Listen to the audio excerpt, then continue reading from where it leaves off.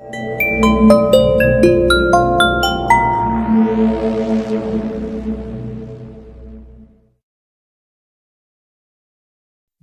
জায়গায় তো শুনলেন বেনুদার গোয়েন্দাগিরি, এবার শুনুন তার নিজস্ব বাসভূমি কলকাতার বুকে ঘটে যাওয়া একটা বীভৎস ঘটনা। আর সেই ঘটনাকে কেন্দ্র করে বেনুদা কিভাবে তার রহস্য সমাধান করবে সেটা জানতে হলে শুনতে হবে সোমনাথ ব্যানার্জি রচিত গল্প বেনুদা সিরিজের আরেকটি নতুন কাহিনী, কলকাতায় কেলেঙ্কারি। গল্পটি শুনে আপনাদের কেমন লাগলো সেই মূল্যবান কমেন্টটি করতে একেবারেই ভুলবেন না বন্ধুরা। সঙ্গে থাকুন আর শুনে ফেলুন বেনুদা সিরিজের নতুন কাহিনী শ্রী সোমনাথ ব্যানার্জি রচিত কলকাতায় কেলেঙ্কারি।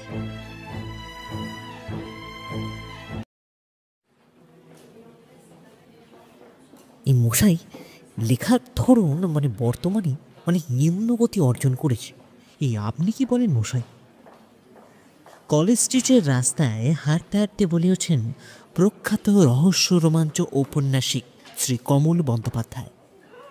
বেনুদা এদিক ওদিক বইয়ের দোকান দেখতে দেখতে বলে, সেটা কিরকম কমলবাবু? আরে মশাই, বর্তমানে নারী শরীর আর কামনায় পরিপূর্ণ সব গল্প, বুঝলেন না? আর সেসব গল্প না লিখলেও এই প্রকাশকর গল্প ছাপাতে চায় না। কথাটা আপনার একদম উড়িয়ে দেওয়া যাচ্ছে না কমলবাবু, আমিও ব্যাপারটা লক্ষ্য করেছি বটে। এবার কমলবাবু হাঁটা থামিয়ে বেনুদাকে প্রশ্ন করে, এই তাহলে মশাই এ বিষয়ে আপনার কি মতামত? বেনুদা সানগ্লাসটা সরিয়ে বলে, বলবো, তবে শরবত পান করতে করতে ভালো হয় নাকি? শরবতের দোকানে ঢুকে 3টে নারকেল শরবত অর্ডার করে আমরা 3জন সেই দোকানের শেষের দিকে একটা টেবিলে গিয়ে বসি। বেনুদা শরবতে একটু চুমুক দিয়ে বলে, আহ, প্রাণটা ভরে গেল একদম।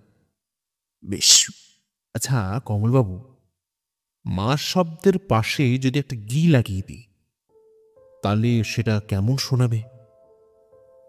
কমলবাবু জিভটা দাঁত দিয়ে কেটে বলেন, না না মশাই, এসব কি বলছেন মশাই?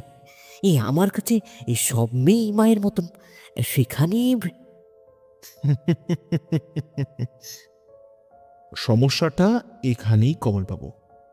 আপনার মতন চিন্তাধারা আর কটা মানুষের আছে বলুন তো? সবাই চায় নিজের কামনার পরিপূরণ করতে। তবে আমি বলি, তবে কি বেনুদা? বেনুদা এবার আমার দিকে তাকিয়ে বলে, দেখ পার্শ্বে, শুনতে খারাপ লাগলেও এটা স্বীকার করতেই হয় যে এটা স্বীকার করতে আমার কোনো দ্বিধা নেই যে সমাজের নিম্নমুখীনতার পেছনে অনেকখানি দায়ী বর্তমান নারীদের ওপর। তাদের চাল চলন, বেশভূষা, তাদের বহু পুরুষের সান্নিধ্য লাভের পিপাসা শেষ করে দিচ্ছে বর্তমান সমাজকে। কমলবাবু বলেন, তার মশাই সব দোষ ওই নারীদের?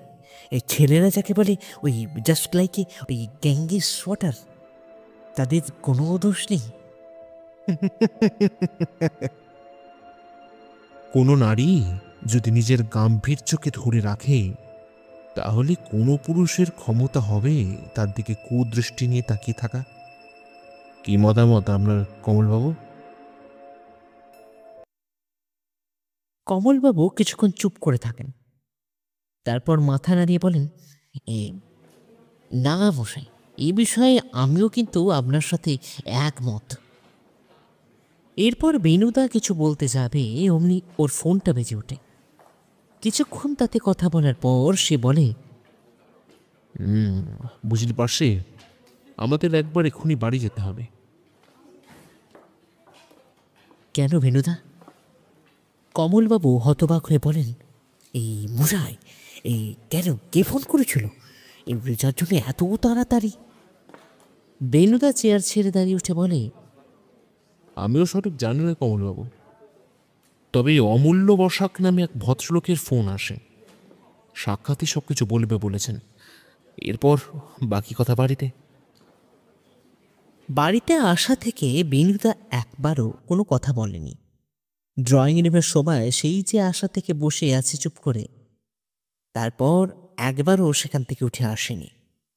এদিকে আমি আর কমলবাবু বেশ কিছুক্ষণ লুডো খেলার পরেও কেউ না আসাতে আমি এবার বেনুদাকে বলি, কি হলো বেনুদা, অমূল্যবাবু কোথায় গেলেন?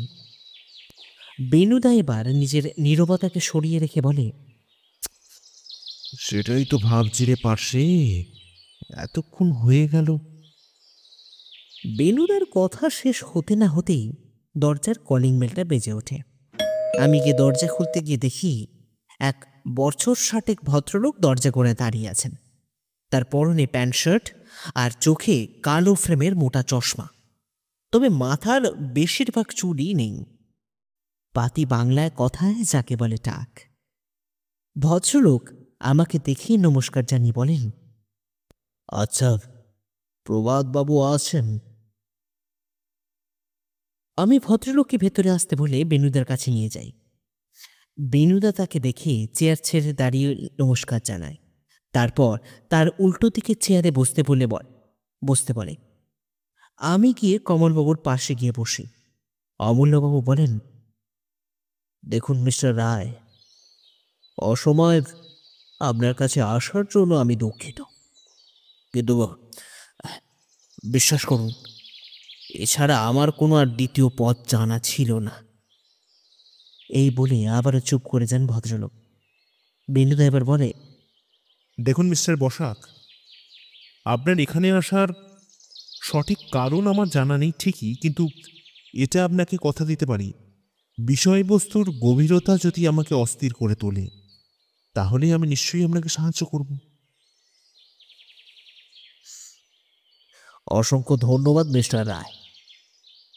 আমি জানি না যে আপনি কেসটা নেবেন কিনা, কিন্তু এক অসহায় বাবার বহু আশা নিয়ে আপনার কাছে ছুটে এসেছে মিস্টার রায়।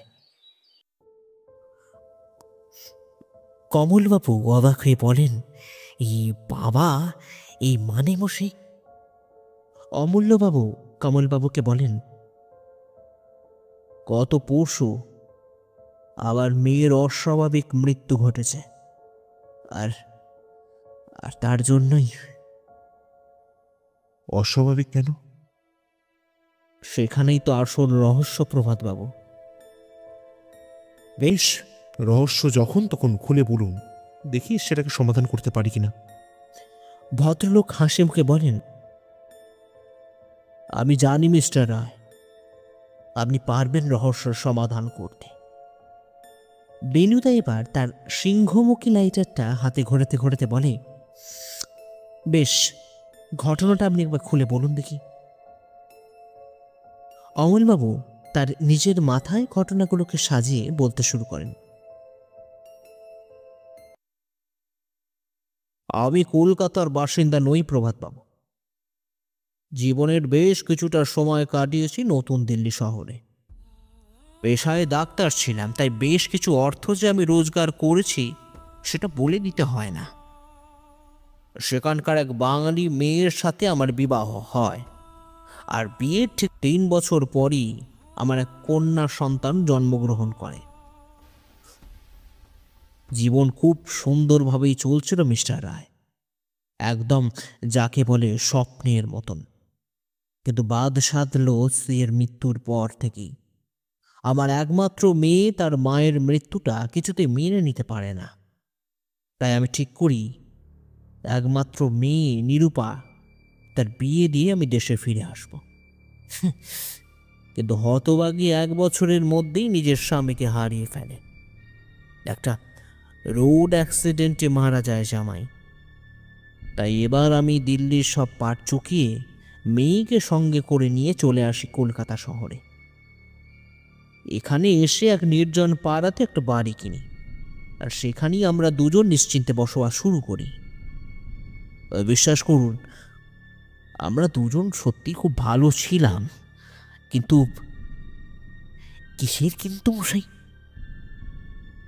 যুবতী মেয়ে, তাই তাকে লোকচক্ষু আড়ালে রাখতাম। আর সত্যি বলতে কি, নিরূপাও কারোর কাছে মিশতে চাইতো না। নিজের খেয়ালি বাড়ি থাকতো, আর বাড়ির দেখাশোনা, সারাদিনের কাজ বাড়ির চাকর বাকর সবকিছু ওই সামলাতো। আমি বেশিরভাগ সময়টাই বাড়ির বাইরে এদিক ওদিক কাজের সূত্রে কাটাতাম। এই কিসের কাজ মশাই?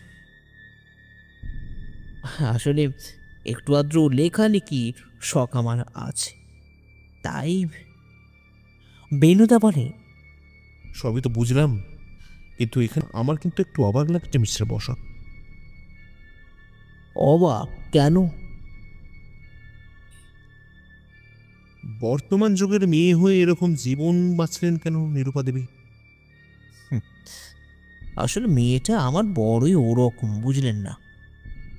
খুব ভালো করে সংসার করতে চেয়েছিল মেয়েটা, কিন্তু ভাগ্যের কাছে সে পারল না, আর সেই দুঃখেই।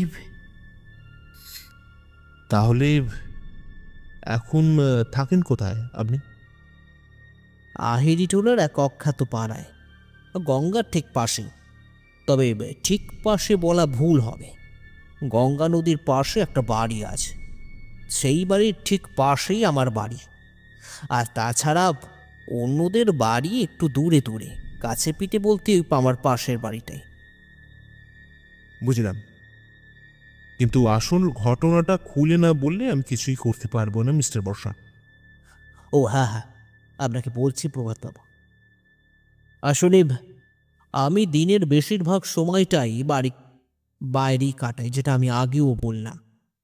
খুব কম সময় খাবার সময়টুকু, আর রাত্রে সন্ধ্যার পর থেকে সময়টুকু বাড়ি থাকি। আর যেটুকু সময় বাড়ি থাকে ওই লেখালেখির কাজে মনোপ্রবিষ্ট করি। তবে যেটুকুন সময় বাইরে যাই তালা বন্ধ করেই মেয়েকে যাই। হ্যাঁ, ওর কাছে একটা আলাদা চাবি আছে ঠিকই, বাড়ির চাকর বাকর কেউ এলে সেটা দিয়ে কাজ সারে। বুঝতেই পারছেন, যুবতী মেয়ে, কলকাতা শহরে একটা অচেনা জায়গায় বাস, তাই এটুকুন ব্যবস্থা তো করতেই হয়। কিন্তু কিসের কিন্তু? গত পরশু দিন অন্য দিনের মতোই মেয়েকে ঘরে তালা বন্ধ করে বাইরে বেরিয়েছি কিছু প্রয়োজনীয় কাজ সারার জন্য। কিন্তু এসে মেয়েকে যতই ডাকি না কেন, কোনো কিছুর প্রত্যুত্তর পাই না। গোটা বাড়িটা খুঁজে ফেললাম, কিন্তু পেলাম না। অবশেষে আহ উফ অবশেষে বাগানে গিয়ে দেখি সে মৃত অবস্থায় পড়ে আছে মিস্টার রায়। এই বলে নিজের চোখের জল মোছেন ভদ্রলোক। কমলবাবু এবার বলেন, মানে পুলিশকে জানিয়েছেন নাকি? হ্যাঁ, পুলিশকে জানানো ছাড়া এছাড়া তো কোনো উপায় নেই। পাড়া ক্লাবের ছেলেদের সাহায্যই সবকিছু ব্যবস্থা করি। কিন্তু আমার প্রশ্ন হলো, নিরূপা এরকম কেন করলো মিস্টার রায়? বেনুদা বলে, পুলিশ কিছু কিনারা করতে পারেনি? তারা বলছে ছাদের কার্নিশে দাঁড়িয়ে নিজের ইচ্ছাতেই প্রাণ দিয়েছে নিরূপা। কিন্তু কিন্তু আমি জানি মিস্টার রায়, ও একদমই এরকম কাজ করতে পারে না। তাহলে তাহলে আমাকে কি করতে বলছেন আপনি? দেখুন, আমি চাই পুরো বিষয়টা আপনি তদন্ত করুন। আমি খুব ভালো করে জানি মিস্টার রায়, আমার মেয়ে এরকম কাজ করতে পারে না। হ্যাঁ, মানছি জীবনে অনেক দুঃখ, অনেক আঘাত সে পেয়েছে, কিন্তু আমার শিক্ষা এত ঠুনকো নয় যে সহজেই তাকে আত্মহত্যা বেছে নিতে হবে। বুঝলাম। আচ্ছা, বাড়ির কিছু অন্য জিনিস চুরি হয়েছে এরকম কিছু ব্যাপার? না, সেরকম কিছু নয়, তবে তবে কি? নিরূপার ডান হাতের অনামিকা আঙুলটা কিছুটা কাটা অবস্থায় পাওয়া গেছে। তবে কিভাবে সেটা হয়েছে সেটা বলতে পারবো না মিস্টার রায়। আপনি এ বিষয়ে তদন্ত করুন, আমার মেয়ের মৃত্যুর রহস্য আপনি উন্মোচন করুন প্রভাতবাবু। ওই আঙুলে কোন আংটি? আরে না না না, একদমই না। ওর স্বামীর মৃত্যুর পর থেকেই গয়না পরাও বন্ধ করে দেয়। বুঝলাম। তবে এইভাবে কিছু করা মুশকিল অমূল্যবাবু। একবার আপনার বাড়ি না দেখলে আমার কিছু সিদ্ধান্ত নেওয়া মুশকিল হচ্ছে। বেশ তো, আসুন না আমার বাড়ি, আমার কোনো সমস্যা নেই। ঠিক আছে মিস্টার বসাক, আমরা কাল সকালে আপনার বাড়ি যাব। এরপর ভদ্রলোক বেনুদাকে নমস্কার জানিয়ে চলে যায়। কমলবাবু এবার বলেন, এই কি বুঝলেন মশাই? বেনুদা হাসিমুখে বলে, এই প্রশ্নটাই যদি আমি আপনাকে করি কমলবাবু, তাহলে? কমলবাবু মুখটা বিকৃত করে বলেন, এ মশাই, আমি গোয়েন্দা চরিত্রের রচয়িতা বটেই, কিন্তু বাস্তবে তার সাথে আমার কোনো মানে মানে সম্পর্ক নেই। তাই আপনি যদি এখন সবকিছু ধোঁয়াশা কমলবাবু। মেয়েটা বাবার অবর্তমানে ছাদে থেকে পড়ে মরে যায়। অপরন্তু ডান হাতের অনামিকা আঙুলটা বেশ কিছুটা কাটা অংশ পাওয়া যায়। কিন্তু কেন? আমি বলি, তার মানে কোনো আততায়ী তো হতে পারে বেন্দা। হতে পারে, কিন্তু দেখ, তার জন্যই আমাদের। কিন্তু দেখ, ওনার বাড়িতে কিন্তু কোনো চুরি বা ওই ধরনের ঘটনা ঘটেনি। শুধুমাত্র মেয়েটি মারা গেছে। আর তার জন্যই ওনাদের বাড়িতে একবার যাওয়া বিশেষভাবে প্রয়োজন আমার পাশে। বাকিটা সময়ের অপেক্ষা। এই বলে চুপ করে যায় বেনুদা। এখন তার দৃষ্টি বাইরে প্রকৃতির দিকে। আপনার বাড়িটা কিন্তু সত্যি সুন্দর। শখ করেই বানিয়েছিলাম প্রভাতবাবু, তবে মেয়েটাই। আমরা এখন বসে আছি অমূল্যবাবুর বাড়ির ড্রয়িং রুমে। কমলবাবু আজ খুব সকাল সকাল আমাদের বাড়িতে চলে আসে, আর তারপরই আমরা তিনজন কমলবাবুর গাড়ি করে চলে আসি অমূল্যবাবুর বাড়িতে। অমূল্যবাবুর বাড়ি বসাক ভিলাতে, দোতলা, চারপাশে বাগান বিশিষ্ট বাড়ি। ভদ্রলোক আমাদের জন্য সকাল থেকে অপেক্ষা করছিলেন। আমরা তার বাড়িতে এলে তিনি আমাদের দরজা খুলে অভ্যর্থনা জানান। বিনুদা এবার বলে, এত বড় বাড়িতে একা থাকেন? কি করব বলুন তো মিস্টার রায়, এতকাল মেয়েটা ছিল, তবে এখন একাই থাকি। তবে একটা ভৃত্যের দরকার বোধ করছি প্রভাতবাবু। এতদিন মেয়েটা বাড়িটা একা রাতে সামলাতো, আমার পক্ষে এই বয়সে এটাকে সামলানো সম্ভব না। দেখা যাক। দেখুন মিস্টার বসাক, আমাদের ঘটনার জায়গাটা দেখা বিশেষভাবে প্রয়োজন। বেশ তো, চলুন না, বাগানেই তো ওর নিথর। এরপর তিনি একটাও কথা না বলে আমাদের সঙ্গে নিয়ে বাগানের দিকে নিয়ে যান। সেখানে পৌঁছে আমরা একেবারে অবাক হয়ে যাই। কমলবাবু চারিপাশে তাকাতে গিয়ে বলেন, আরে ও মশাই, এ তো বাগান নয়, তো পারিজাত স্বর্গ। এত বিভিন্ন ধরনের ফুল আমি এর আগে দেখিনি মশাই।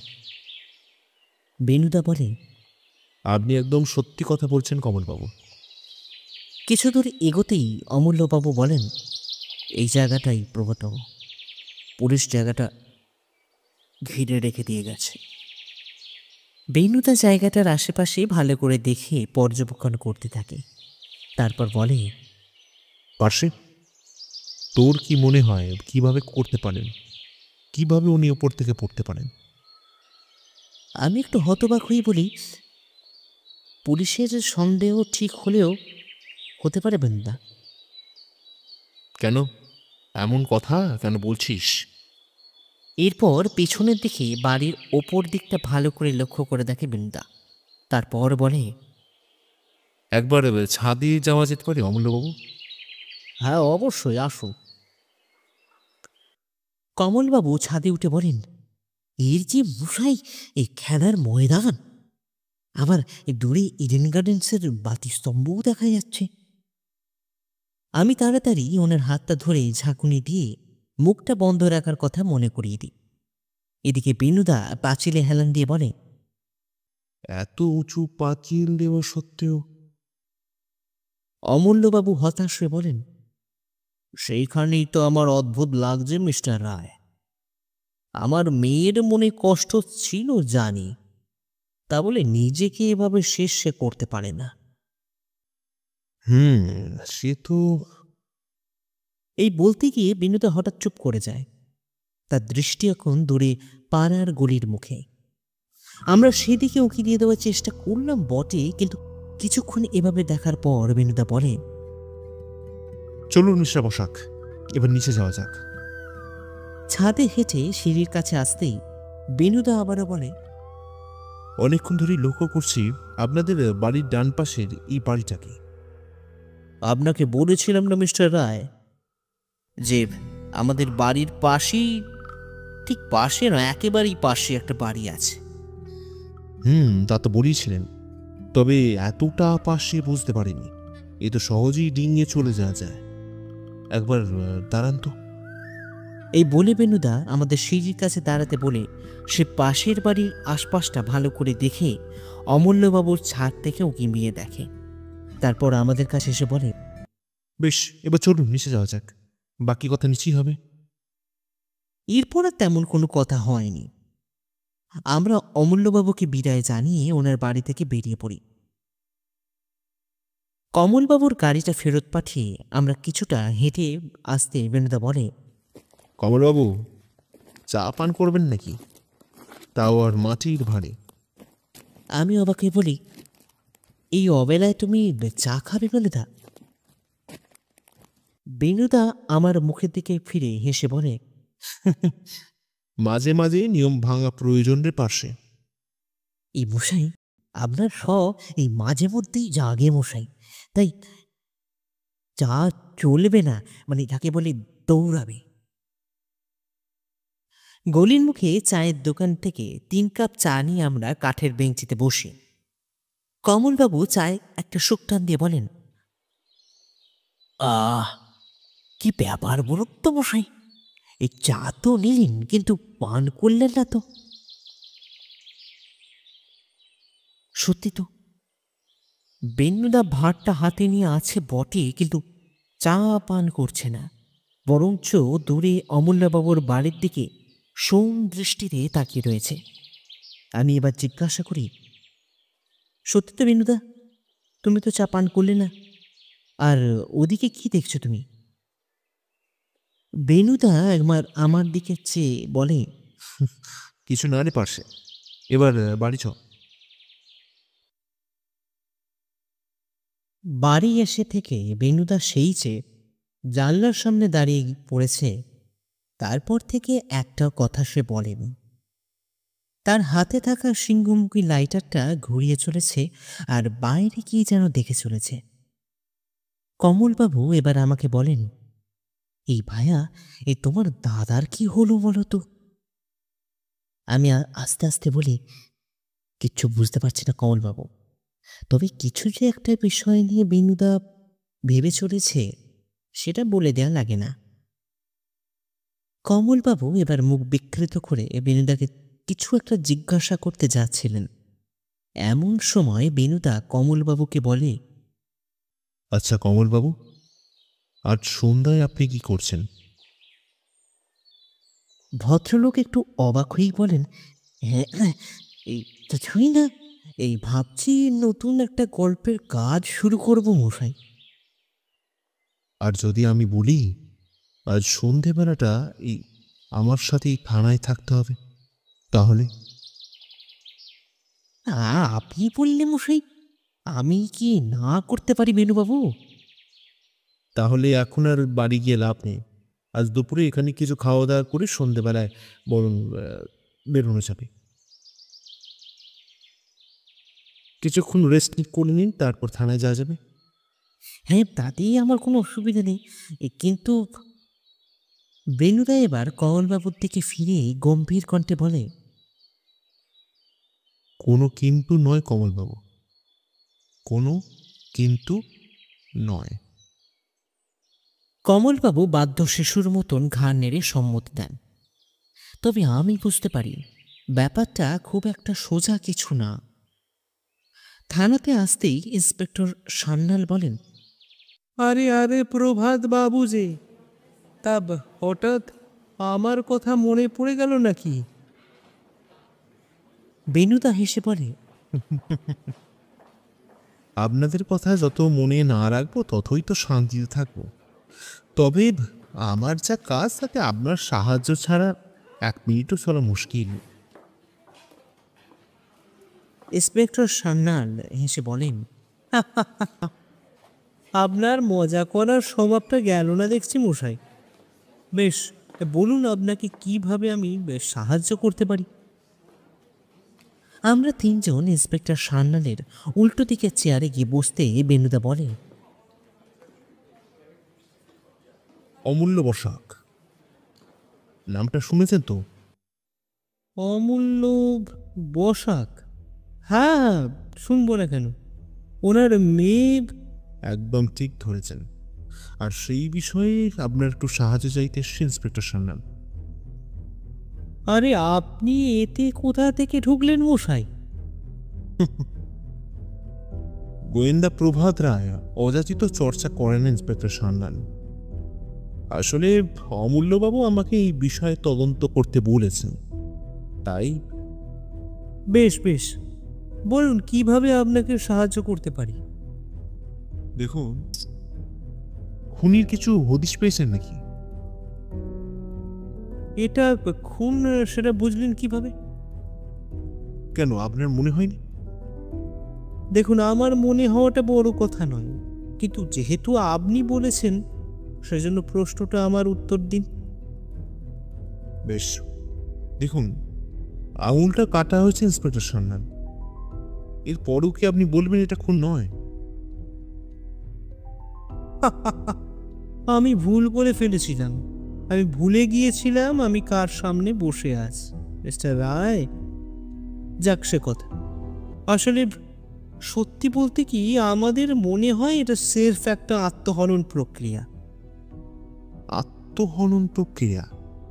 তাহলে আঙুলটা? হয়তো। ওখানেই তো আমার সংশয় ইন্সপেক্টর সান্যাল। তাহলে তাহলে এখন কি করবেন ভাবছেন মিস্টার রায়? কি করি বলুন তো, ওখানেই তো মুশকিল। তবে কিছু যে একটা করতে হবে ইন্সপেক্টর সান্যাল, আর সেটা আমি না করা অবধি যে শান্তি পাচ্ছি না। কমলবাবু এবার বলেন, এই মশা সব কিছুই টোটাল এই আলুর দম কেস হয়ে গেছে মশাই। আলুর দম? ওটা কমলবাবু স্পেশাল ভাষা, সান্যাল বাবু। তারপর একটু থেমে বেনুদা বলেন, আপাতত আমরা চললাম ইন্সপেক্টর সান্যাল, নতুন কিছু তথ্য পেলে আপনাকে জানাবো। থানা থেকে বেরিয়ে আমরা সিধে চলে আসি আমাদের বাড়িতে। বেনুদা চিরাচরিত ভঙ্গিমায় তার নির্দিষ্ট চেয়ারে বসে সিগারেটের গোল গোল রিং ছাড়তে থাকে, আর এদিকে তার উল্টো দিকের সোফায় বসে কমলবাবু আমাকে খোঁচা দিচ্ছেন যাতে বেনুদাকে কেসের সম্বন্ধে কিছু জিজ্ঞাসা করতে পারি। অবশেষে এক প্রকার বাধ্য হয়ে আমি বলি, আচ্ছা কমলবাবু, আপনি বেনুদাকে সরাসরি জিজ্ঞাসা করতে পারেন তো?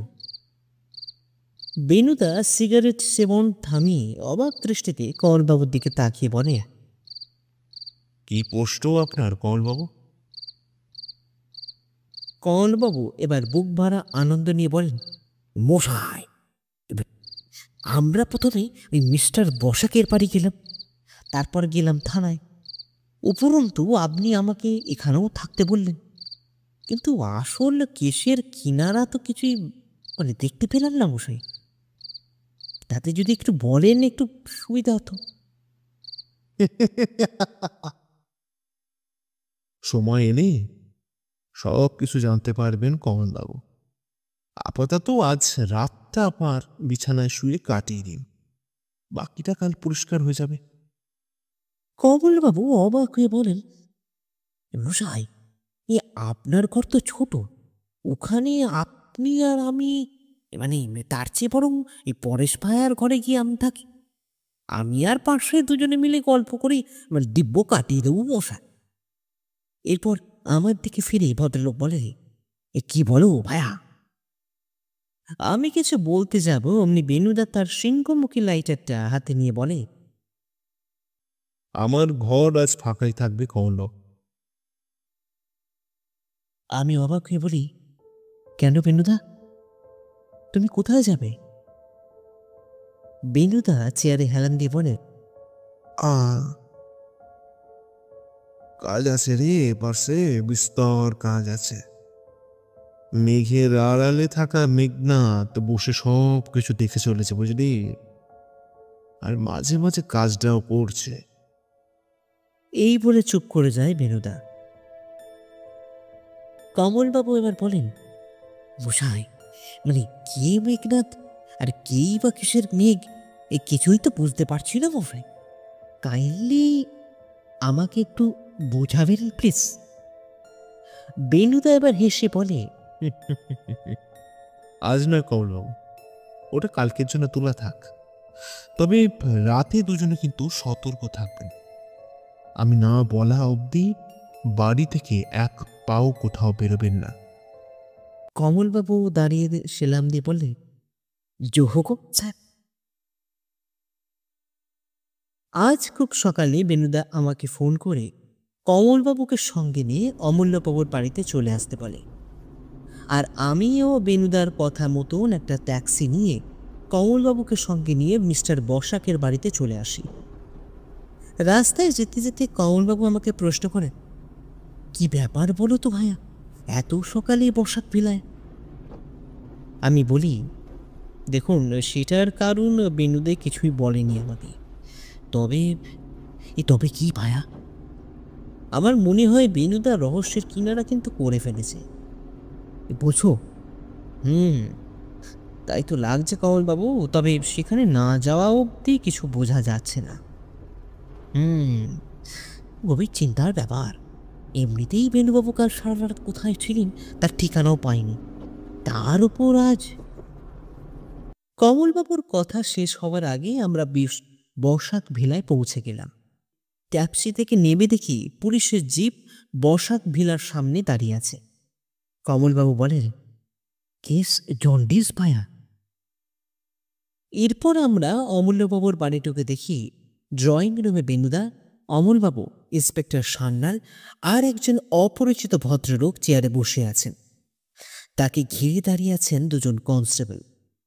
আমি আর কমলবাবু দুজন এগিয়ে গিয়ে বেনুদার পাশে সোফাতে গিয়ে বসতেই বেনুদা বলে, তোদের অপেক্ষায় করছিলাম রে পাশে, না হলে অনেক আগে সব মিটে যেত।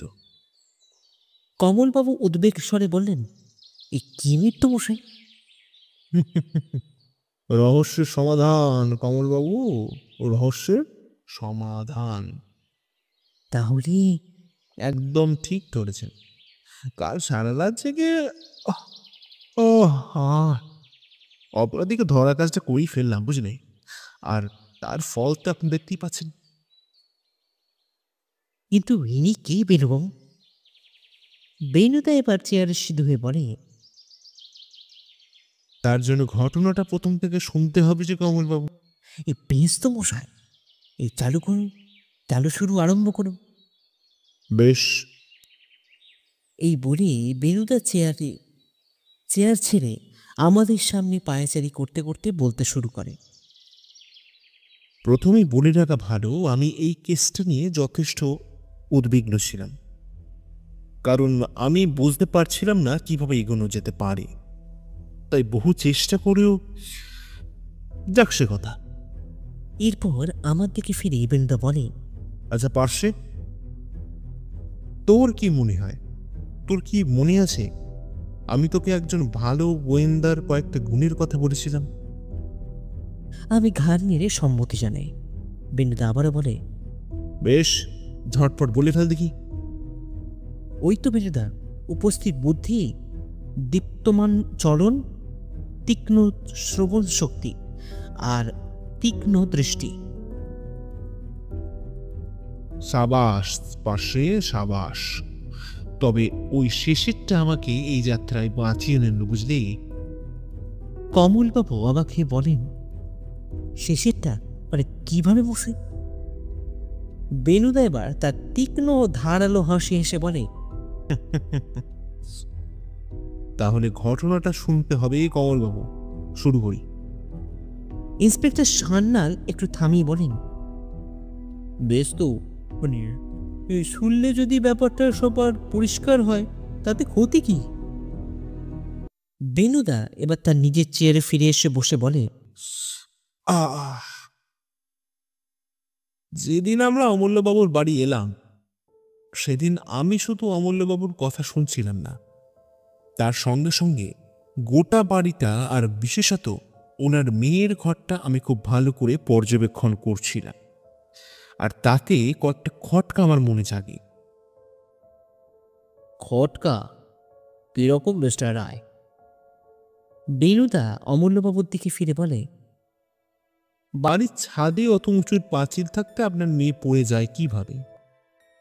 আর সেই পাঁচিল দেখতে গিয়ে দূরে পালার গলির মুখে লক্ষ্য করি একজন ভদ্রলোক আমাদের দিকে তাকিয়ে দাঁড়িয়ে আছেন। অন্য কেউ হলে ব্যাপারটা সাধারণ বলে ছেড়ে দিত, কিন্তু আমাদের কোনো কিছু ইচ্ছা যে ছেড়ে দেওয়া চলে না অমূল্যবাবু। তাই আমি মনস্থির করি ভদ্রলোককে সহজে ছেড়ে দেওয়া চলবে না। তাই বসাক বাড়ি থেকে বেরোনোর পর চা খাওয়ার নাম করে আমি গলির মোড়ে চায়ের দোকানে যাই। আর সেখানে গিয়েও লক্ষ্য করি সেই ভদ্রলোক চায়ের দোকান ছেড়ে আপনার বাড়ি থেকে কিছুটা দূর এগিয়ে আমাদেরকে লক্ষ্য করছেন। ব্যাপারটা আমার কিন্তু একদম ঠিক লাগলো না, তাই মনস্থির করেই ভদ্রলোককে একটু নজরে রাখা দরকার। প্ল্যান অনুযায়ী রাতে থানায় গিয়ে ইন্সপেক্টর সান্যালকে সবকিছু খুলে বলি, আর সেই মতন আমরা সারা রাত অপেক্ষা করতে থাকি অমূল্যবাবুর ছাদেতে। আমি বলি, ওনার ছাদে কেন বেনুদা? বেনুদা বলে, আসলে সেই ভদ্রলোককে খোঁজ করতে জানতে পারি তিনি অমূল্যবাবুর প্রতিবেশী হরিহরবাবুর পুত্র অমিয়। আর তাই আমি দুয়ে দুয়ে চার করার জন্য অমিয়বাবু একটা ভুল চালের অপেক্ষা করছিলাম। আর ঠিক মাঝরাতে অমিয়বাবু সেই ভুল চালটা ছেড়ে ফেলে। কি ভুল বসে? কে অমিয়বাবু? এটা আমি বলবো না আপনি খুলে বলবেন? অমিয়বাবু রেগে বলেন, আমি কোনো কিছু অন্যায় করিনি মিস্টার রায়, যেটা করেছি একদম ঠিক কাজ করেছি। আপনি ঠিক করেননি অমিয়বাবু। আইনকে হাতে নিয়ে ছিনিমিনি আপনি করতে পারেন না। কমলবাবু এবার বলে, এরপর বেনুবাবু আপনি যদি একটু বলে দেন।